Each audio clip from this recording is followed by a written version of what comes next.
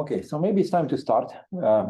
It's definitely a slower day, but I have a cool topic to cool little problem to start with, and then we will discuss a general concept that I think it's useful for everyone to know.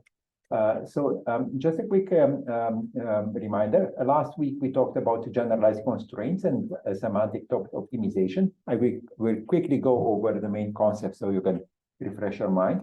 And today we will talk about this cool problem, repairs, and then we will talk about this general concept called incomplete databases. And before I forget, I will also mention this at the end. No lectures, no classes next week. We have a workshop at Simon's, and you are encouraged to attend the workshop. I should give you suggestions, but I really don't know which talks are the most interesting ones. I give a talk, but you might be tired of hearing me. Choose your topic for next week. And the following week, we will have a guest lecturer, Val Tannen. We will talk about semi-rings and the applications of semi-rings to databases. Okay, so quick recap, generalized dependencies.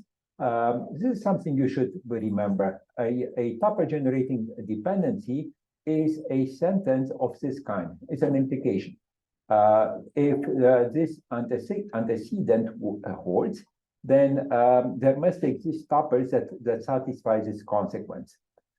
And if we don't have an existential quantifier, then we call it a full TGT, and usually they have some nicer properties than general TGTs. And the other kind, it's called an equality generating dependency that asserts that two values are equal. And we use this, for example, in functional dependencies. And we discussed this in all possible ways last time.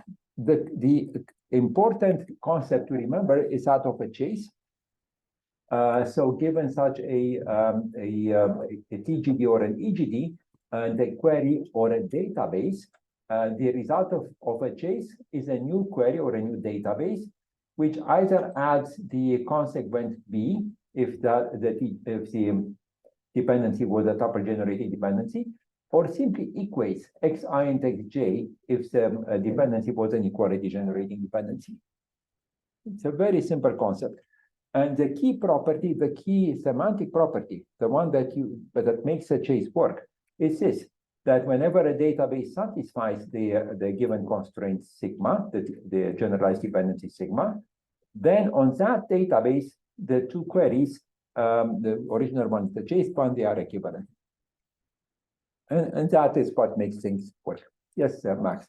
So this is, like, this slide's all framed in the context of chasing over the queries. And the alternative perspective that is chasing the database, more like just sort of executing data log. What is the sort of analog for this key property? Right, it's a good question. Let me ask you, what is the analog for the key property if Q is a database? So now we no longer have a query, but we have a database. We want to reason about whether this database satisfies the GT, the generalized. There are two ways to look at it. And I'm challenging you to think about how would you, what would be the analog semantic property? Think about, you have a database and you have, let's suppose you have an inclusion dependency. We know what an inclusion dependency is. That looks like a TGD. That is a TGD. Yeah. And you look at the database and you can chase the database. How would you reason about what can you say about the result of the chase, or how would you articulate a theoretical statement, a theory statement about the chase? Then the database is canonical database or the actual tuples with values? There are actual tuples with values. You have a concrete database and you assert an inclusion dependency. I mean, I'm tempted to say some sort of monotonicity thing, because I mean, if you're chasing just full TGDs, then we just have data log, and then we know how to state what happens when you are just sort of running the data log program. But with EGDs and non-full TGDs, some, I don't know, wider this be. Yeah, but I was thinking about something much simpler. The first observation is that if the database Q in this case already satisfies the generalized dependency, what happens after I chase it? I think it'll still have. It was, but I would say more. If you chase it correctly and you minimize, then you get the same database. Then your Q prime should be equal to Q. And this makes you revisit what does that chase do? What happens with this Q of theta of B? Suppose there are no existential quantifiers here. Suppose B it's a full TGD. So now we assert that these tuples must also be in the database because they're already there. Well, when you have the existentials, that I feel like that is making some sort of operational assumption on how you're creating those existentials. Absolutely. And this goes back to the question, what do we do if there exists already in Q prime a tuple that looks like this one? Do we really create a fresh copy of Y? And there are multiple semantics of the chase, but the good one is you do not create a new copy. You only fire the TGDs that are, what's the term, Remy? There is a term. Restricted and unrestricted. Okay, so this active trigger and active. Exactly. You call it the TGD active if the antecedent is satisfied and the consequent is not satisfied. And if the consequence is already satisfied, you do not trigger it. So this is one way to think about the corresponding semantic property. If the database Q already satisfies the chase, then after you chase it, you get the same database. Well, in that semantics, it's sort of uninteresting because you said that your operational semantics of the chase now is if the body is satisfied, do nothing. And so, like, then deriving the property that you arrive at this fixed point is sort of uninteresting, right? Because you said that, like, once I'm there, I do nothing. And so therefore I do nothing. Yeah, but I would claim the good theory is the one that tells you kind of obvious things. But on the other hand, this begs the question, what happens if the database did not satisfy the TGD? You apply it, and now the new database either satisfies or you continue the chase, and at the end, when there is nothing else to chase, then you have repaired the database. So applying the chase in this context is like a repair. But what do you mean by repair? Are you adding tuples? Are you filtering out tuples? Or are you? Yeah, I left it What vague. with that? What happens if you chase with a TGD? What do you do to the database? You just you need to add. You're adding tuples. What happens if you chase with an EGD? This here it gets more. You're select if you have some sort of conflict, you select which one to throw away, right? Yeah, sure. This is one way to interpret it, but I interpret it by just reading what it says here. I need to equate two things, which might get me into trouble because I need to equate two constants. So I need to make them the same. Can you chase a EGD without deleting doubles? You cannot equate constants, right? You cannot equate constants. So this is more iffy, how you interpret this if the database does not satisfy So you want to stop and you report a violation for EGDs? Maybe this is what you do. Which brings us to the first topic. What exactly do we do if we want to repair for a functional dependency? This is the first topic, repairing for functional dependencies. And this is a beautiful paper by Sudeepa. It's cited somewhere. Okay, so let me kind of charm you with the highlights of that paper. The setting is, the general setting of the repair problem is stated in a much more general way. There is a set of constraints. We have a database. It fits the constraints. So the goal is to find another database that satisfies the constraints. And but we can always find a database satisfy the constraints, make it empty. But we want this to be very close to as possible to the given database. So one possible way to define this is to ask for the symmetric difference to be minimal. And the symmetric difference means the set of tuples in S1 minus S2 union source in S2 minus S1. Yeah, and people have, I mean, you can play with this notion of what you want to minimize in multiple ways, but this would be the simplest one. Okay, so narrowing down to the problem of repairing for functional dependencies. Sorry, can you go back to previous, I'm just like trying to confuse with that notation, D delta D star, D prime. oh, D prime. The next line. Oh, okay, sorry.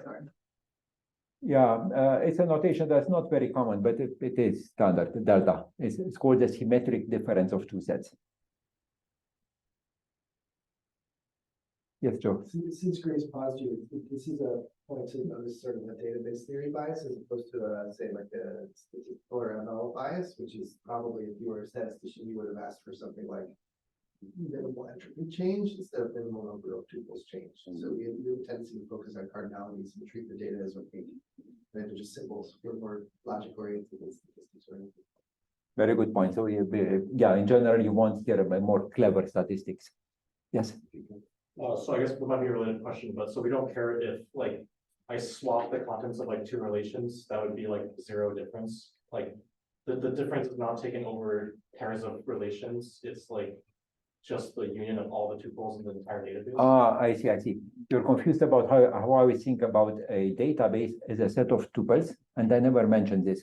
But if you have a database consisting of multiple relations, you can conceptually view this as a disjoint union of all the tuples, where each tuple is kind of annotated with the name of the relation where it comes from. You do care, but You do care. But wouldn't the areas be kind of weird then? Like if you have like different Yeah, you areas just like like out. You just pad it. I mean, you won't actually want to do this, but I see. it makes sense. It's interesting, but as far as I know, some of the modern database systems are implemented this way. They use one single LSM tree to store all the tuples in the database. There's a single tree that stores all the tuples from all relations. They are prefixed with the relation name. So in that tree, you can find tuples of different identity. That's exactly the union of all tuples. Good.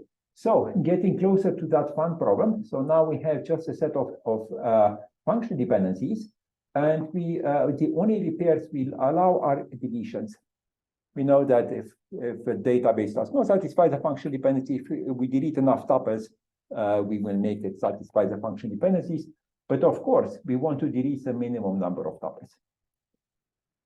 And the question is, what is the complexity of finding that minimal number of deletions in order to satisfy all the function dependencies in sigma? Okay, so let's have fun. Here is question number one. I want to satisfy the function dependency A implies B. And here is my table. How would you think about this? What would be your algorithm for repairing this table, for deleting tuples from here? You can delete all of them and then it satisfies. But Can you partition based on like canonical database? why do you say canonical database here? Sorry, like just thinking of like partitions of like A1, B1, A2, B2, or like A1, B2, A1, B2. You're heading in the right direction, but did you want to mention something? Yes? Can you like group by the values of A and then select one from every group? That's the phrasing I like. So we want to group by the value of A. And we know that for A1, we can only retain a single value B. And for A2, we can retain a single value B. Which value? So I look at A1. So which tuples would you delete for A1 in this concrete example? You delete the first one, not the second, because then we need to delete two tuples. So for each value of A, you keep only the most frequent value of B. Very simple. What do we do if we have two function dependencies, A implies B and A implies C? I should have written A implies B, A implies C. It's kind of trivial here, right? Just treat them like one column. Okay, so that's simple. What about this? A function determines B, and B functionally determines C. Sorry? Or from like right to left. Okay, so we can look at the C B's and but is that optimal? You can try, yeah, absolutely. So this is decidable. We can try all subsets of the relation and see of all those that satisfy both functional dependencies, which one is the biggest one. I'm unfair here because this problem is actually NP hard, but this is surprising. So it is NP hard to check if there exists a repair with more than 7 by 10 tuples in the database. And this goes back, I'm going to show you the proof because it's related to an interesting NP complete problem. You can find it in this paper by Ryan Williams in the Encyclopedia of Algorithms. So what he describes here is that the following problem is NP complete. Given a 2CNF, check if at least 7 by 10 of its clauses can be satisfied. What do you know about 2CNFs? Polynomial time, right? It's in polynomial. Checking satisfiability of 2CNF is in polynomial time. But if the sentence is not satisfiable, then if we want to check if at least 7 by 10 clauses are satisfied, this turns out to be NP complete. Ryan claims, I don't have the book, unfortunately, Ryan claims that this was already present in the original book on NP complete problems from the 70s, but I've lost that book, Is there unfortunately. anything special about 710 or is it just any number? No, it is special at 710. And the proof goes like this. You start from a 3CNF formula. And then each clause with 3 literals. There is a clever encoding into 10 clauses with some additional variables, such that if there is a satisfying assignment if you have a satisfying assignment for the original clause, then at least 7 or exactly 7, I don't remember, of those clauses are satisfied. And if it's not a satisfying assignment, at most 6 are satisfied. It's a very clever encoding, and I read it yesterday, and yeah, that's all I want to say. Yes, Joe. I've got a clarifying question consider the rules of the game if we should go to example 1. Yeah, take the simplest A determines B, right? This is a distraction. Suppose that I have a billion more rows that are fine. You know, I have a billion rows that satisfy the constraint in addition to these. Am I allowed to just delete the ones here that don't satisfy the constraint? Because that would seem to be the minimal delta if I had lots and lots and lots of things that no? You can delete them, but that's not minimal, because if you keep at least one tuple from each of those that don't satisfy, that's an even better repair. And if I change A1s to A2s, similar story, it doesn't add up? That changes the rules of the game.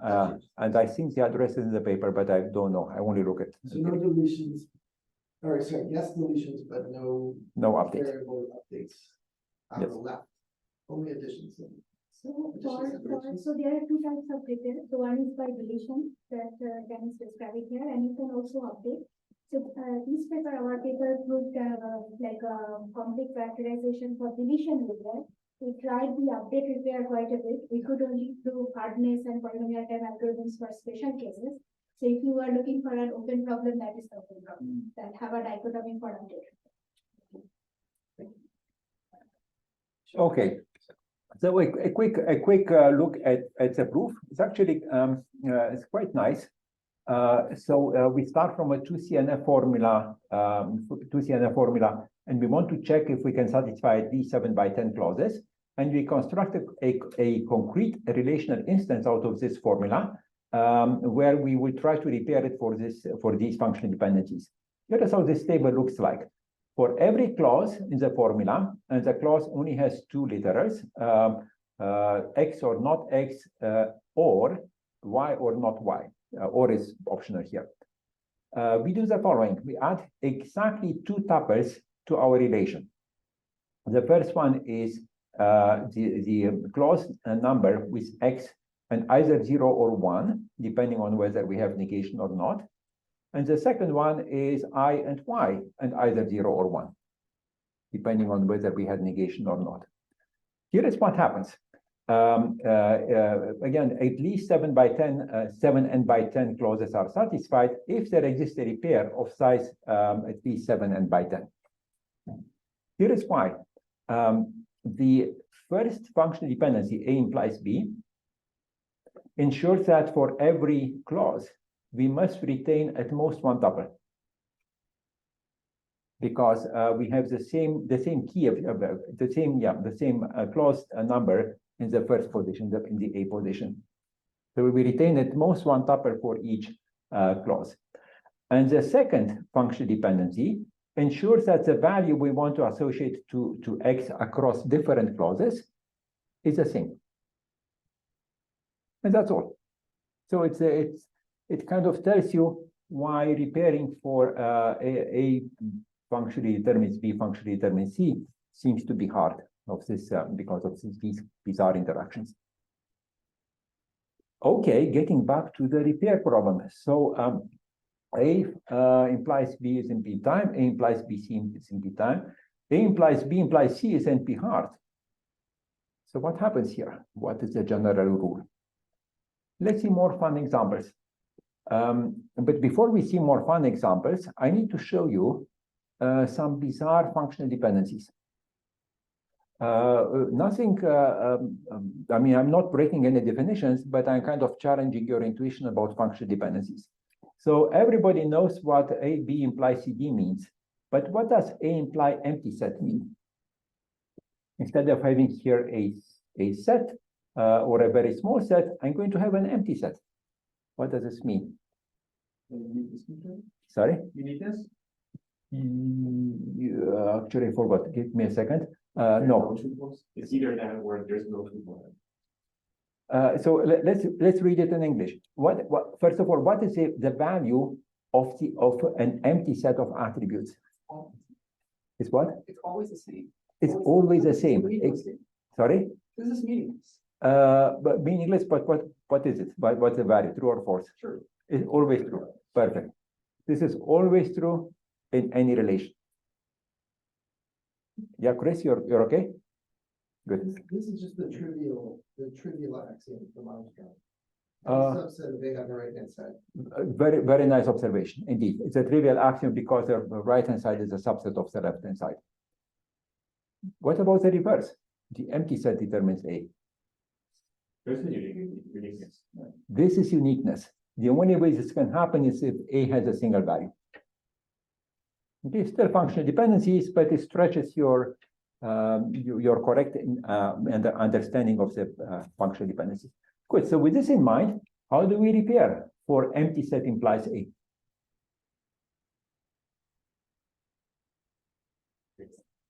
Choose one. Very good. We keep a single value of A, namely that one that occurs most frequently.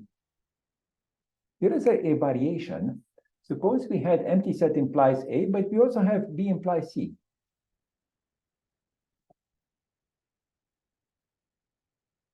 So we still need to choose a single A, but which A should we choose now? You see the issue. What do you think?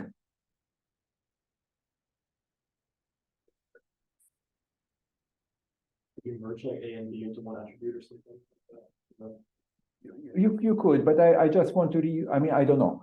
I should take it back. I don't know. My mind is focused on what the answer is, which is quite straightforward. So I need to choose a single A, but inside that A, I need to continue to repair with B implies C, which we know how to do.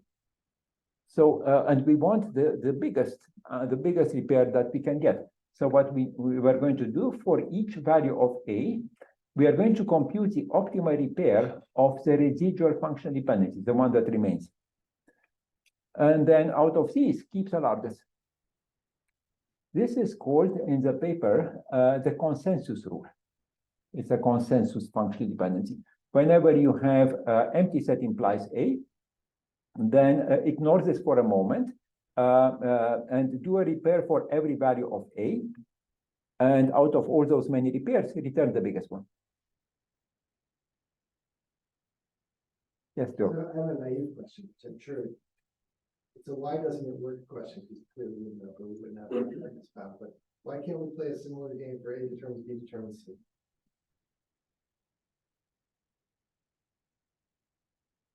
Why does that blow up and become exponential? For A determines B determines C. Isn't it also exponential, but like in like a very small number? I think it's also exponential as small. These two are disjoint. I understand, so it works here, it doesn't work in the other case, but I don't have intuition for No, so. what happens in the other case. It's simplification, so it has two layers, A to B and B to C, and both solutions are like, yes, interdependent, so you cannot divide it into smaller problems, like you have to solve both of them. It's a cross product. of Yes. choices. This is just one space of choices for each. Yes, yeah, like you can first solve for B to C and then use that to solve for A to B. Thanks. Yep. Thanks, Sudeepa. It's very, very intricate. Okay, so I have two more examples, but they're fun. So what do we do here? And the thing to observe is that A occurs in both on both sides.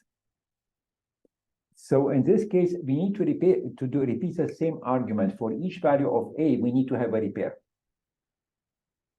And for each value of A, we need to focus on repairing based on the residual functional dependencies, which are obtained by removing A from the set of attributes. So this I find very elegant. It's a beautiful result in the paper. So it makes you think about how the algorithm would work.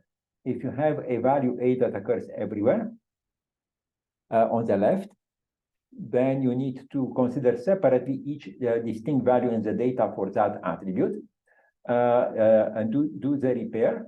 And that's it. So then we take the union of all these repairs, which I forgot to write on this slide. Yes, Joe. So I'm confused how Armstrong's axioms and the choice of which FPs we want to use to affect the problem. For example, AC determines A determines B. AC determines, In this, AC determines A by the trivial axiom, which determines B. yes, So we saw 2 slides ago that if we have a chain of dependencies, AC determines A determines B, it's empty, right? But there's something about the application of the axioms here that makes this okay. And I don't quite understand, if I wanted to reduce a set of FDs somehow or transform them into an equivalent set of FDs, could it expose that the problem's easy in some sense? so. Because I can write down that extra FD here, it doesn't change it for me. I can write down AC. Yes, because with all these reductions, you have to get to the empty set. You can apply them in any order that that has described to you. There is another one. So if you get to an empty set, then it is easy. Otherwise, yeah, you will get stuck if you whatever Armstrong's axiom or any other simplification. So let me repeat this for people on Zoom. So what Joe asked is what happens if you come up with an equivalent set of functional dependencies? And how would the syntactic analysis of the functional dependencies affect the algorithm? And my understanding of Sudeepa's answer is that they shouldn't affect the algorithm. But this is exactly the right question to ask.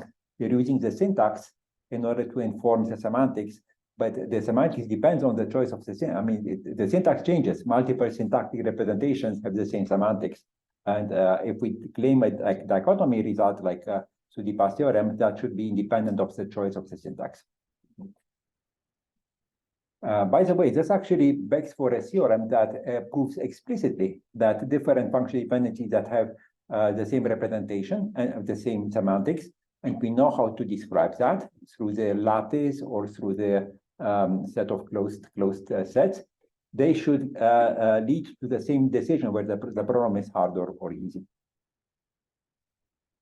Okay, but let's continue with our example. This is the last case. And this is a difficult one. I mean, a more subtle one. I shouldn't say difficult. What do we need to repair here? A implies B and B implies A. This is a standard problem in theory. Can you name it? You can ignore C and D. Just look at these two columns. What do we need to do here to satisfy both functional dependencies? Sorry? This is a matching problem. We need to find a maximal matching between in a bipartite graph where the two sets of nodes are the A column and the B column. Very interesting. A maximal matching in a bipartite graph can be found in polynomial time using the Hungarian algorithm. If you remember, you have a partial matching, you want to extend it, you do this flow, and you do the backflow. This zigzag construction, you extend it with one edge, and then you continue until you can't extend it anymore.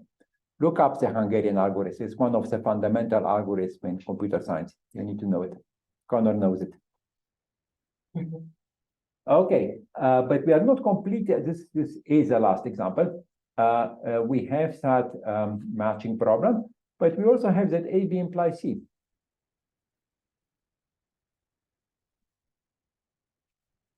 So if you ignore AB implies C, you can compute a matching, but then for each combination, for each edge in the matching, for each AI Bj, you still need to repair for C.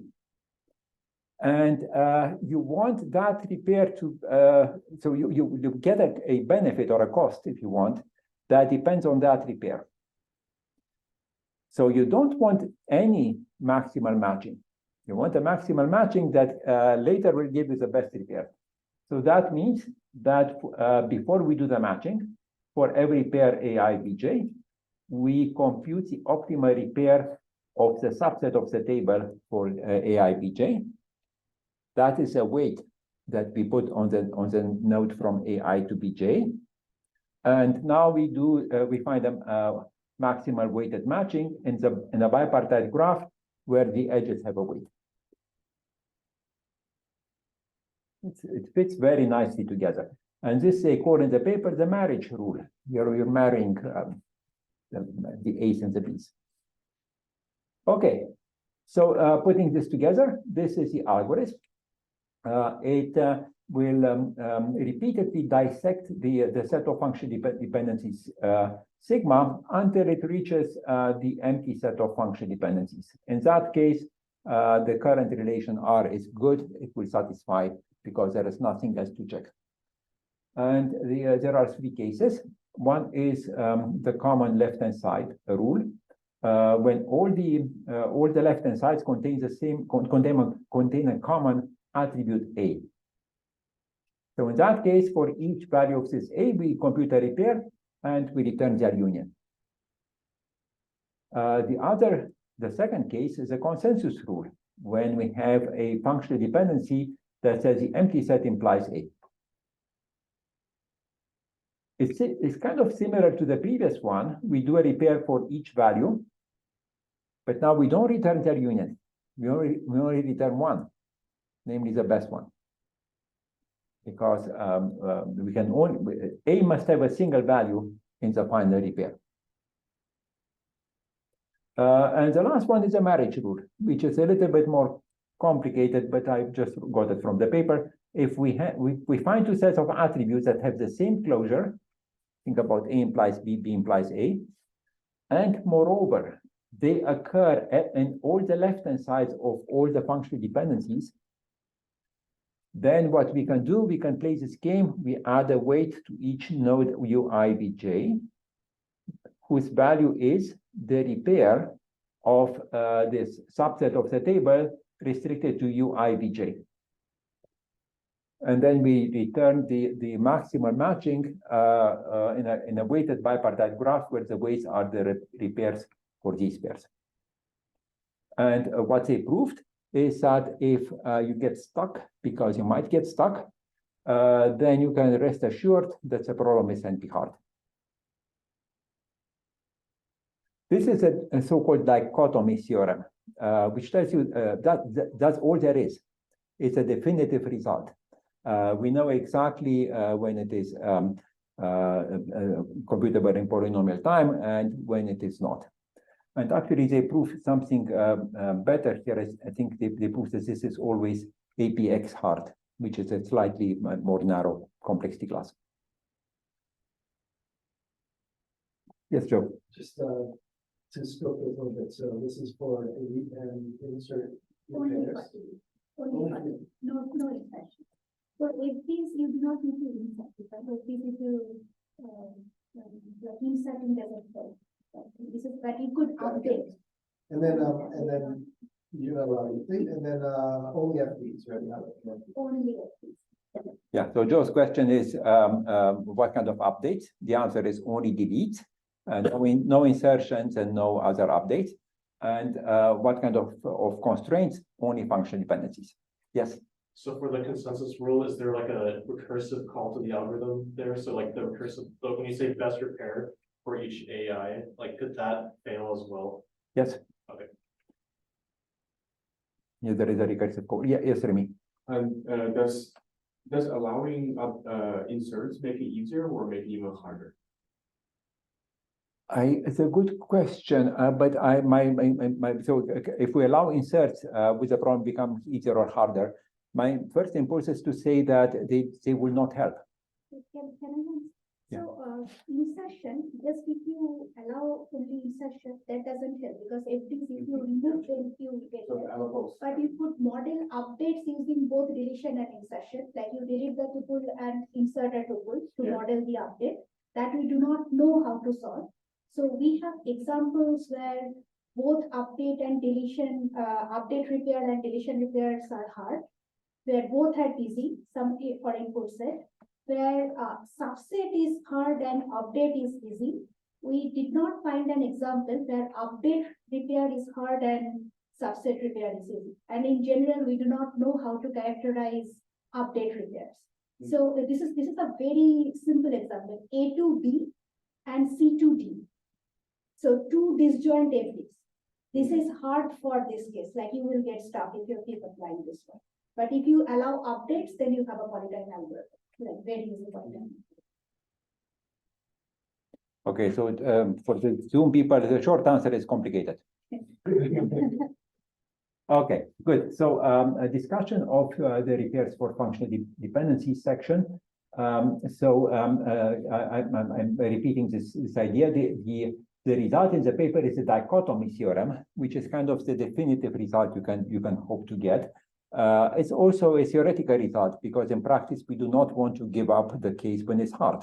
But these dichotomy results, they only identify the easy and the hard cases without giving a recipe what to do in the hard case.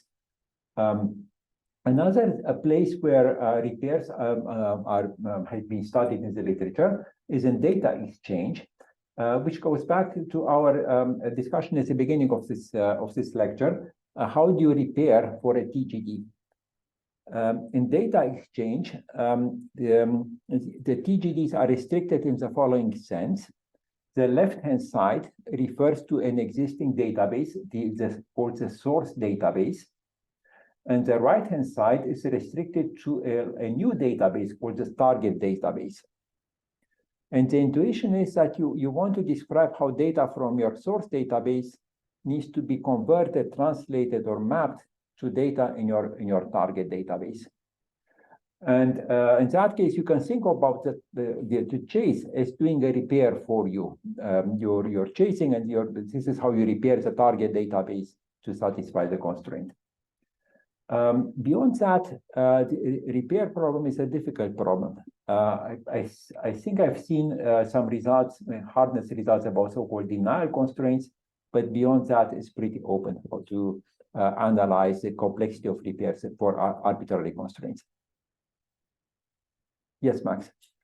So as someone who has written a database that does repair for FDs and does not understand it, using congruence closure, I was hoping to see congruence closure mentioned in here, because, and I think the disconnect is that the notion of optimality that we're going for here is only with respect to the number of tuples either just removed or updated or whatever.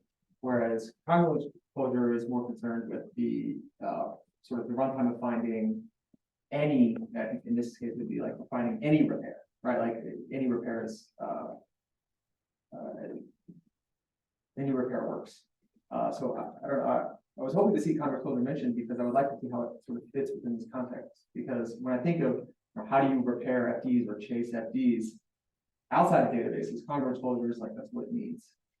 Right, so Mark complains that we have not touched on the related topic of concurrence closure. But let me point out, correct me if I'm wrong, but concurrence closure is not only an FD. There is an additional constraint which I'm trying to wrap in my head. Congruence closure says that if A is congruent with B, if I have identified the tuples A and B, then f of A must be identified with f of B. That is a statement that I'm not sure is a functional dependency. So the right hand has to be the last position on relation. So it's more restricted than general. I think that. This is one. The other. I just realized now in congruence closure you do not remove tuples, but you equate tuples. You're allowed to smash together two values. Which is about the, I guess. Which is like an update, yeah. Yeah, it's an update. Like, I guess what I'm saying is like, if we allowed updates, it seems to me that congruence closure could provide some sort of algorithm to come up with a repair. Now, I don't know what the normality of that repair would be, but it seems like it would efficiently come up with a repair. Can you think of it as like a lazy repair? Because like once you create your classes, you can kind of choose your like tuples from the class such that you maximize the final repair. Or minimize the number of things changed. But I mean, if you have like, I guess if you have like multiple dependencies, and that may change, wouldn't the optimal choice change for as you proceed through the list of dependencies? I mean, I think that's the disconnect, is that like in congruence closure, you don't care. You sort of explicitly don't care which of the, representatives you choose. Whereas in this problem, because of the way we define optimality, that's kind of the only thing we care about. Like that's what defines the size of the difference. Yeah, let me also point out another easy to see difference. So in category theory, there is this distinction between the morphism and comorphism. Actually, it's not true, between functors, products and co-products, sums and co-sums, limits and co-limits. In one direction, what you do is you take a subset. So taking a set and a subset, that gives you a function from the subset into the set. And this leads to, give me a second, this leads to products, which is bizarre because from a product you have projections into those sets, and these are the limits. The dual is a congruence. The congruence takes a set and smooshes, identifies some elements in the set. This gives you a function from the set into the congruence. It's in the opposite direction of the inclusion of the subset. Repairs, they look for a subset, while congruence closure looks for an equivalence class.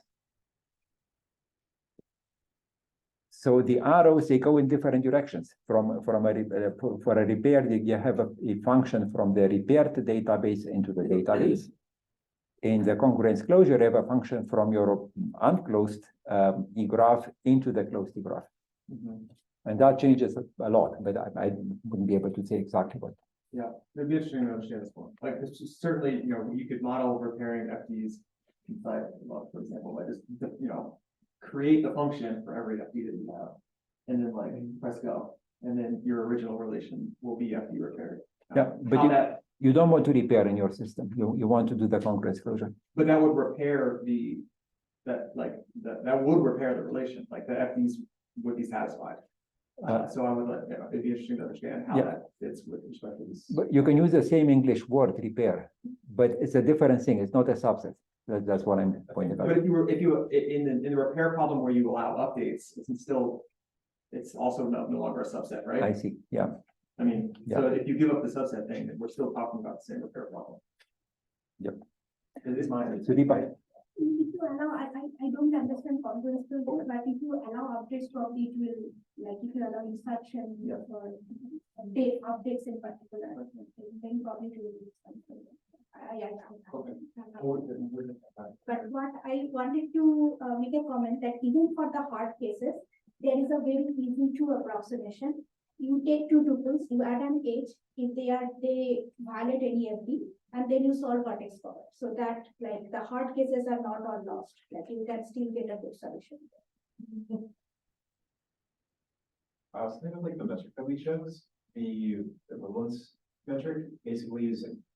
It'll be as bad as if I took every single thing that I saw was poor and then just deleted all of them and select any of it. Because like I'd be updating every single thing that's broken. So it's like Yes, you're deleting a lot. it's depending on your metric, it's as bad as the naive solution. Is there a notion of doing this in like a real database? It seems odd to like take your database and just delete a bunch of the data. Absolutely. So as far as I know, no database system implements this, but instead you want to use ML techniques in order to find out how to repair the database. So, yes, sure. I think the exception would be the data exchange. If you're doing ETL and you're trying to make sure to observe the constraints, you might load a subset of the data you're going to that satisfies the constraints, and the rest of the tuples go into a bag of basically later. Yeah, you'd ask a human to go fix it. We are actually implementing this algorithm now. Oh. So I think it's Okay. Good. So let's switch topic. It's a great discussion. But I suffer from people on Zoom who don't fully hear this. So let's switch gears and talk about how should I call it? It's an abstract concept that is not that practical, but it's so prevalent that I think it's important for everyone to know the terminology and the notions associated to this, which are incomplete databases. So what are incomplete databases? So they are a simple but pure theoretical concept. It allows us to reason about a database whose state is uncertain. It can be in multiple states. And it was originally introduced by Chmielewski and Lipsky. And these two names have been mentioned so often. Incomplete databases, Chmielewski and Lipsky. This is how you show to other people your knowledge about database theory by mentioning the names Chmielewski and Lipsky. I didn't read the original paper, but I use these three papers for today. It's not my topic, it's not my area, but I think it's a super important topic to discuss. So here is a definition. It's deceivingly simple. So recall that a database instance is just a tuple of relations, or you can think of it. Don't think of anything else. It's just a tuple of relations. And let N be the set of all, I should say, finite database instances, all of these. And an incomplete database is just a subset. It's just a set of his instances. That's what it is. It's an incomplete database. If you want an example, here is a cool example.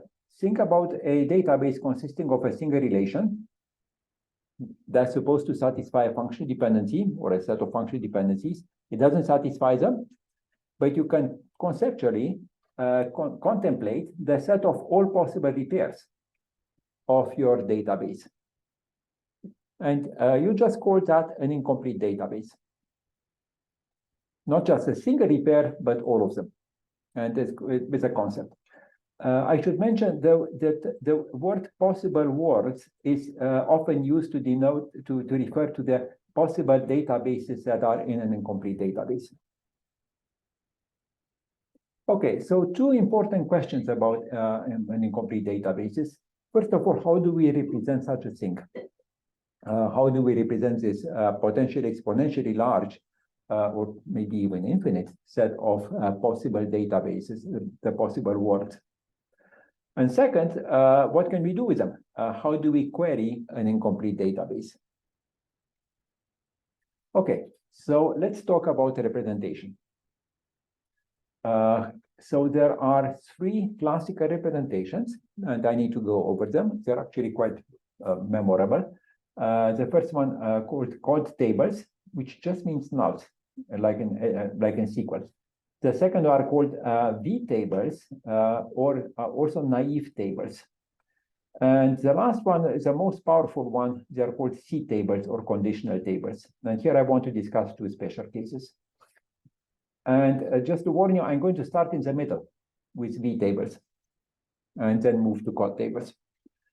So for this purpose, we have, as before, we have a domain of values.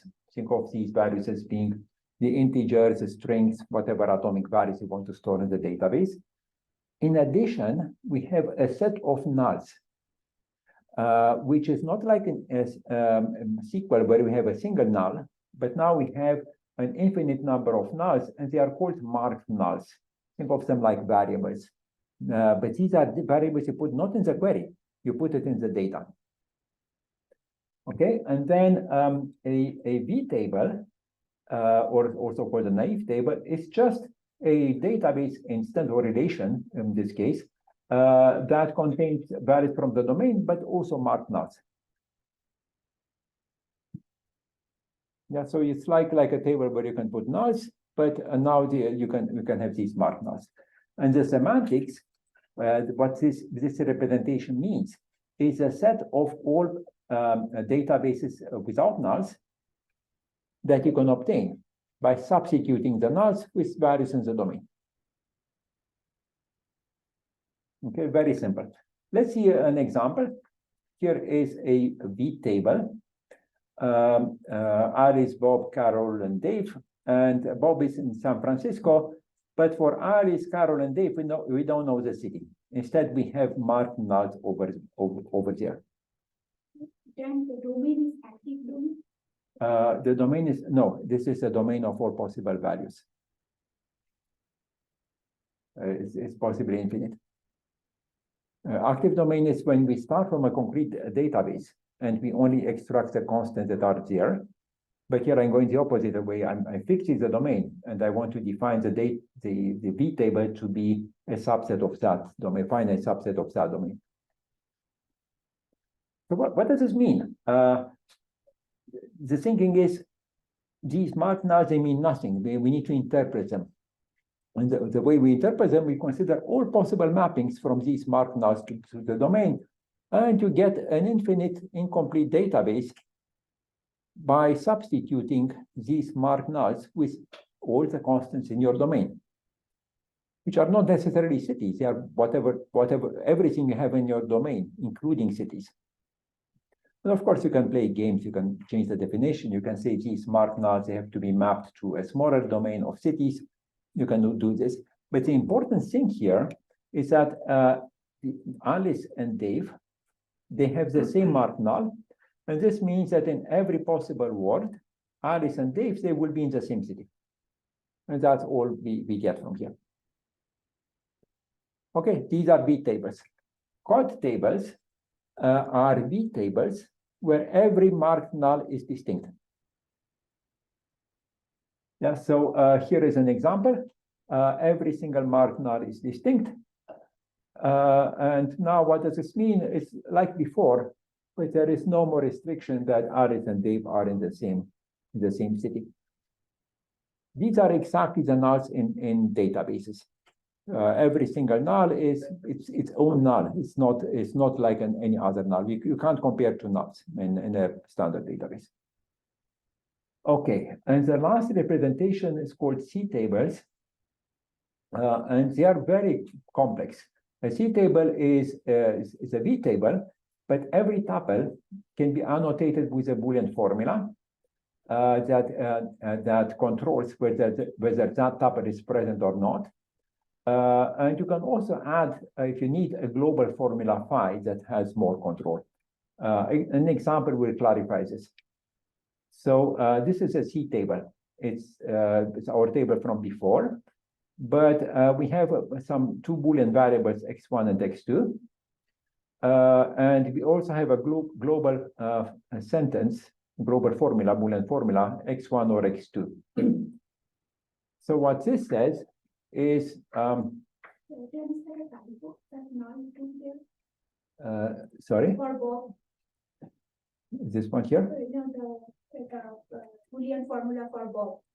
X1 and This one? here. For Bob. The Boolean, Penalty for the Boolean formula is X1 and null 2 is equal to San Francisco.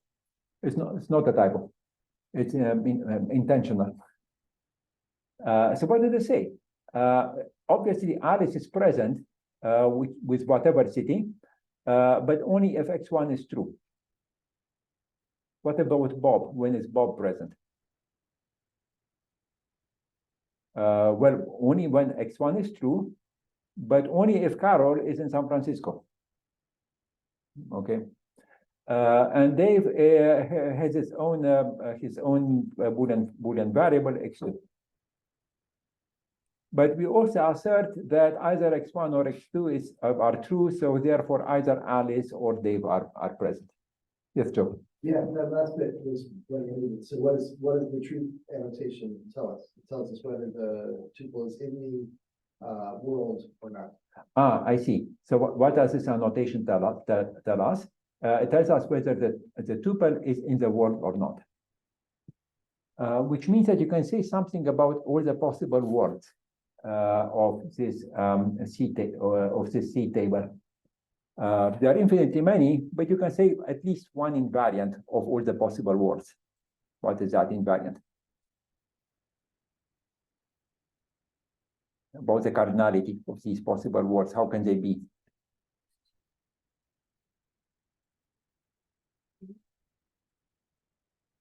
Can I have a possible word with only 2 tuples? Yeah. Can I have one with 5 tuples? No, never 5, because we only have 4 tuples to choose from. Yeah, so now it depends on this interplay between, can I have one with 0 tuples? Can I have an empty set? Again, no, because we have Carol must always be true. So see, these C tables, they kind of constrain what the possible words can be. We can go like arbitrarily complicated things here, right? So like you can put like some sort of orthic, like, you know, NP complete monster. Exactly. In this thing. Yeah, so the C tables, they were mentioned in the original paper, and the motivation is we want to be able to represent query answers. That was the original motivation. They are not practical for any purpose, but they are often used as kind of the last resort. If you have to go to C tables, it means we essentially have given up. That's how to think about it. They're still not fully expressive, right? Like there's lots of incomplete databases you can't express with them. Yeah, I'm pretty sure this is a correct statement. They are not fully expressive. Yes, there is actually a theoretical question here, namely when is a representation system complete? And complete means can it represent any set of possible words? And the answer is complicated. It's actually addressed in the short paper by Val Tannen, one of the papers that I mentioned there. And the first observation is that if your set of possible words is infinite, then you have a problem. How do you think about infinite sets? There are uncountably many. Any representation can has only countably many different representations, so none of them can be complete. And there is a discussion there how to fix this. So your alphabet size is finite, then you should be able to represent pretty much anything, right? If it is finite, then yes. If somehow the domain is finite, then any incomplete database is finite. And then with very complicated Boolean formulas, you can represent any. Aren't you always bounding the number of tuples? Sorry? Aren't you always bounding the number of tuples, like whatever, however many tuples? Yeah, but it's finite. If your alphabet is finite, then your thing is finite anyway. Then the number of tuples that you the size of a relation given a finite alphabet is finite. But there's infinite domain for the substitution. There's infinite and finite domains. There's an instance with n+1 tuples. Yeah, bounded, not finite. Yeah, so if we insist that the domain be finite, then we are what in the setting that Grace describes. Then there are only finitely many databases ever that you can construct, and therefore you can enumerate any incomplete database. Once your domain is infinite, And once you have at least one mark null, then you might run into trouble. There are infinitely many instances, possible words in the incomplete database. Okay, it's really a theoretical concept. That's how you should think about this. Something to refer to when you need. Special cases of C tables, a maybe table or a question mark table is a conventional table, no marked nulls, but every tuple is annotated with a question mark, like here. Every tuple has a question mark. And what this means that every tuple may be present or not independently. I was hoping to be able to talk about probabilistic databases, which are my expertise, and they are motivated by these maybe tuples, because in every tuple has a probability or independent probability of being present or not. We don't have time to go there, maybe some later lecture. But maybe tables, they are an interesting representation system. They describe all the subsets of a given conventional table. Okay, and the last one are OR tables.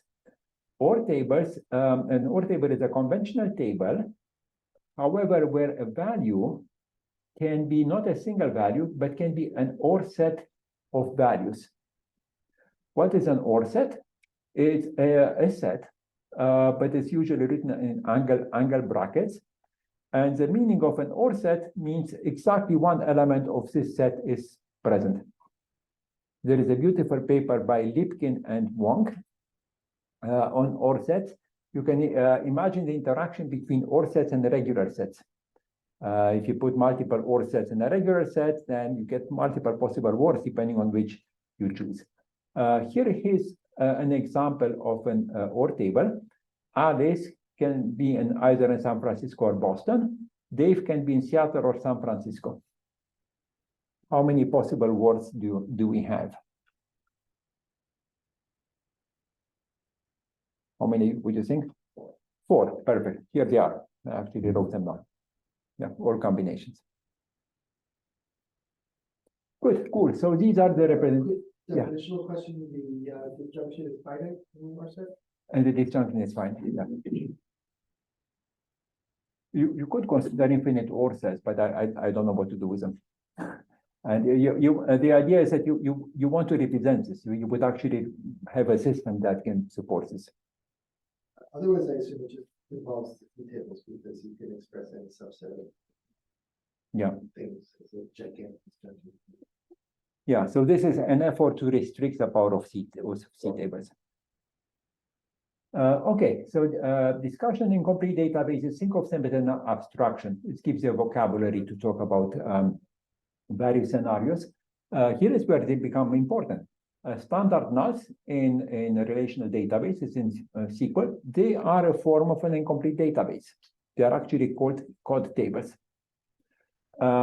Repairs of functional dependencies and in general repairs, you can think of them as an incomplete database. And OR sets are a full abstraction to represent alternatives. Another comment I want to make is that we discussed incomplete tables. I only showed you incomplete tables, but this immediately extends to incomplete databases where you have multiple tables. An omission is that I only talked about a closed word assumption. There is an alternative called open word assumption, where you assume that every superset of a possible word is also possible. This is justified by saying that the tuples you see in your database, they are certain, but there might be additional tuples. They are not complete.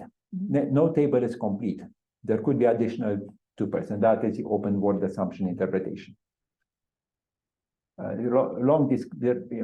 Papers go into deep discussions about this. And I know of one incomplete database system by Olteanu and Koch, and Anto Weissing was one of their students. It's a very cool paper to read, a Sigmod paper in 2007. Good. So that was my discussion on the representation, My question. Yes. Is textual. So you just presented a whole bunch of different like representations, Uh-huh. each of which can like encode certain, but not all types of incomplete tables. But like, I don't really get how this sort of like comes together. Like these are a bunch of different representations. Like, is this set of representations like interesting, like, or I guess complete in some way? I mean, obviously, like the really general one. Yeah, so how do they come together? I think maybe some of the answer will be in this next part when we look at how to query them. But to keep in mind is that nulls and SQL, they are a form of code tables. Although as I hope to show you, the SQL does not adopt faithfully the interpretation of nulls. This is one way to think about them. The other way to think about them is if you have something more complicated, like you have a database that violates some constraints. Before you rush to repair it, you can think that there are multiple ways to repair it. Maybe I should think about this as an incomplete database and do something before I repair it. That's my high-level answer. Okay, good. So let's talk about how to query incomplete databases. And the answer is deceivingly simple and kind of uninformative. If we have a set of possible words, which is an incomplete database, and we have a query, the answer is just a set of possible answers. We just apply the query to each instance, and that set is our answer. Of course, the more interesting question is how do we represent this answer if we have a compact representation of the input of the incomplete database? Okay, I took this terminology from the paper by Greenenwald and Tunnell. It's not the only terminology. I only realized it later, but it's a good name. A representation system that called R, the representation system, is called closed with respect to a query language if for any incomplete database that I can represent in that representation system, and for every query that I can write in that query language, I can write a representation of the answer of the query on that incomplete database. It is exactly what you expect from a good representation system to do, to be able to represent exactly the set of answers. Okay, so unfortunately, it's very hard to get a complete representation system. For example, the V tables, they are not closed under first order logic. And here is a simple example. This query computes a difference of R and S. And R is a conventional relation, has values 1 and 2. S is a null. S is an incomplete database consisting of a null. So what can S be? Well, it can be just 1. And then when we do the subtraction, the result is 2. S can be 2. We do the subtraction, the result is 1. Or can be anything else. And then the subtraction is just 1, 2. So the set of possible answers consists of these 3 possible answers, 1, 2, 1, and 2.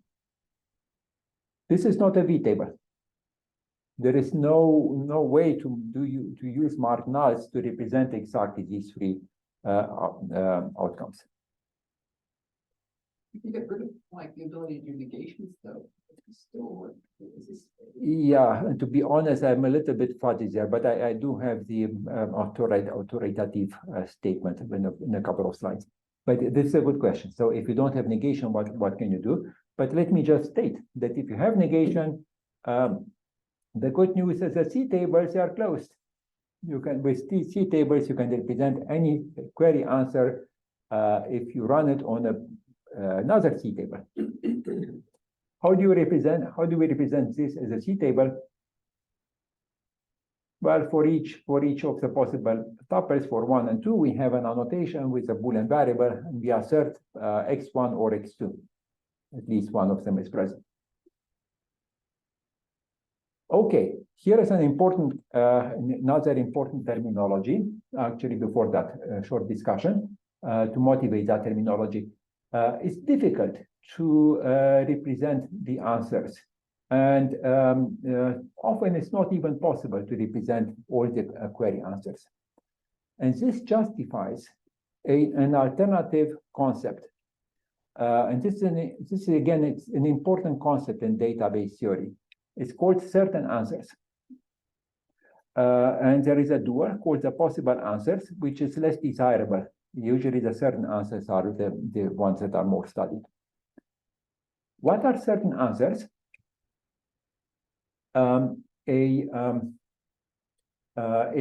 tuple is a certain answer to a query if for any possible word of your incomplete database, that tuple is in the query answer. It's kind of very intuitive. It's certain because it doesn't matter in which state your database is, this tuple will be in the output. And it's called possible if it is existing at least one possible word. The certain answers are the intersections of all the query answers. The possible answers are the union. Very straightforward. Yeah, so something to remember. Certain answers means those that are present everywhere in all possible words. Okay, good, cool. Quick exercise. I want to compute this join. R with join with S and project out an X and Z. And I have marked nulls. What are the certain answers? They are tuples consisting of values from here and values from the last column. So is XA a certain answer? Will that belong to any output? Yes. Because no matter what this first marked null will be mapped to, this marked null will be mapped to the same value because it's the same marked null. So in any possible word, when you compute the join, XA is present. Yes? So if this was a full query, a full connected query, there would not be any certain equals because you'd always have a middle column. Exactly. Very good observation. This is the reason why I did not include here Y. Because if I were to include Y, then I could not, I mean, X, this would not be a certain tuple because the null one is not, yeah, it's not mapped to the same value. He said it better, by the way. Okay, so the certain tuples are these ones, X, A, Y, A, G, B, Z, C, which is exactly what you get after joining these two representations by simply treating the marked nulls as values, as values in the database. The possible tuples, they are all the Cartesian product because null one might also join null three. Who knows? I mean, it's possible. There are mappings from the nulls to the domain for which that join is possible. Okay, so this is what most of the papers try to achieve, to compute efficiently or to prove that it's impossible to compute efficiently the certain answers. Okay, good. So this is, so I wanted to get back to Grace's question. It seems that we seem to be able to represent the answer of a monotone query, of a conjunctive query, or a union of conjunctive queries over V tables. And I stated it based on my own working. I stated it as a theorem. I realized it's actually wrong to state it as a theorem. So I had to read Rifkin's paper. This was this morning, and I didn't prepare the slide very well. And he explains the setting under which the V tables are closed under unions of conjunctive queries. It's a little bit subtle, but I got it. So let me walk you over this. A strong representation system is the one that is closed. This is what I mentioned earlier. It means that for every query and every incomplete database in that system, we can find a representation of all the possible answers to that query. A weak representation system, according to Lipkin, is one where we don't necessarily want to represent exactly these possible words, but we want some representation such that any future query in the same language will return the same certain answers as our query queue, as if you were running this future query on your answer. It's a mouthful. Let me show you one example. And the theorem is that V tables are a weak representation systems for UCQs. Here is what it means. Take our previous example, but now I'm going to include Y. And the claim is that this result can be represented by this table, which is simply the join of R and S treating these nulls as values. It's called the naive evaluation of the query on these tables. But what does this mean?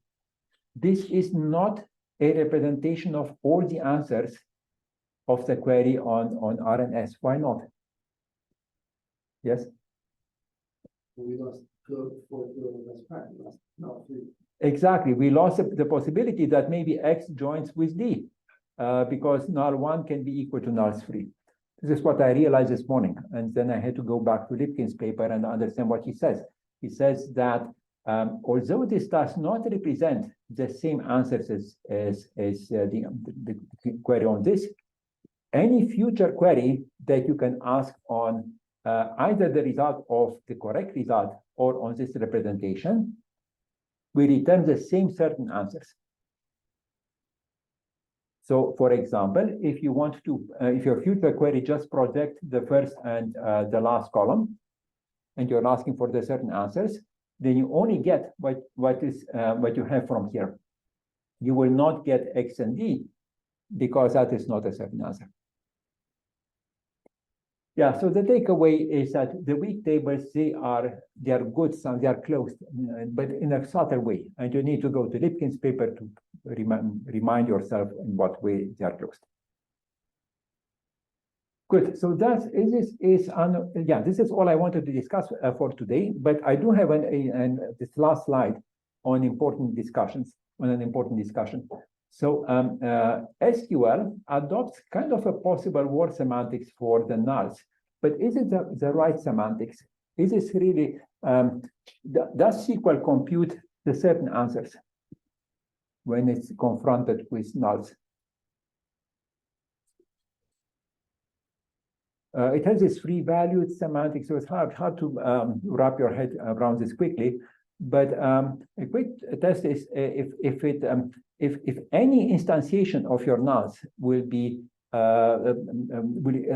lead to a particular output, will SQL return that output?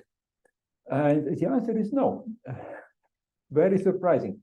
For example, if your where clause says city is San Francisco or city is not San Francisco, kind of the standard example where the nulls go wrong. And in your data, the city is null. Then returning that tuple is a certain answer. The tuple that has city equals null is a certain answer for the query that has this in the where clause. Because it doesn't matter what your city becomes. It's either San Francisco or it's not. But SQL doesn't return it. So, yes. I believe that many database systems would elide that clause from the query during query because it's tautological, and then it would, that is to say, the semantics may not be well defined. Some systems may rewrite the query to not have that clause, and then they go past. Even then you don't. It should be treated as true. And then, Oh, okay, because you don't have any comparison.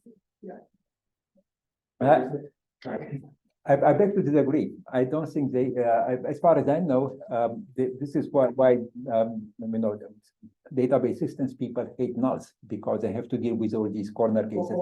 I know that my very first thing I ever worked on, my first job was this, but I'm telling you that some systems which do constant polling type optimizations will simply remove this clause. Uh-huh. And then the tuples will come out, and if you keep the clause, then what happens is what you described. Okay, we should try this on SQL and see what, because Postgres. Not just on Postgres, try it on SQL Server. Postgres will do what you're saying there for sure. So Postgres will do the right thing. That's one way to look at it. If that can apply to you. Yes, let's look at it. So Remy?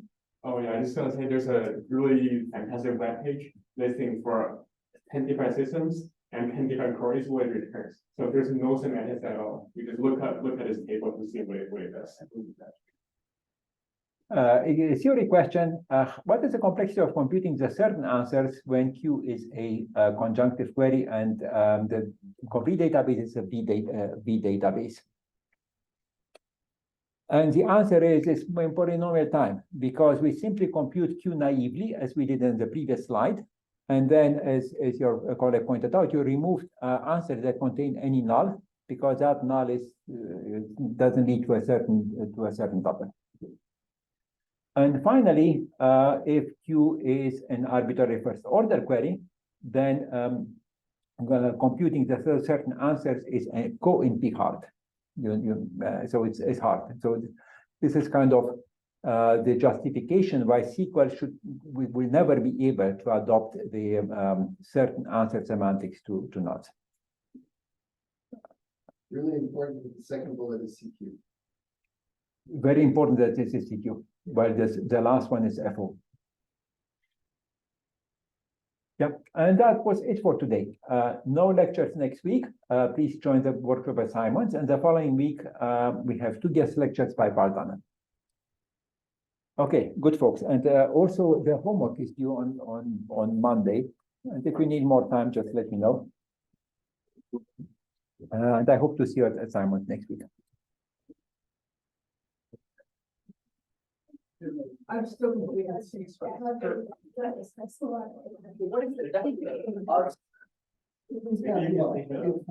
Give me one second.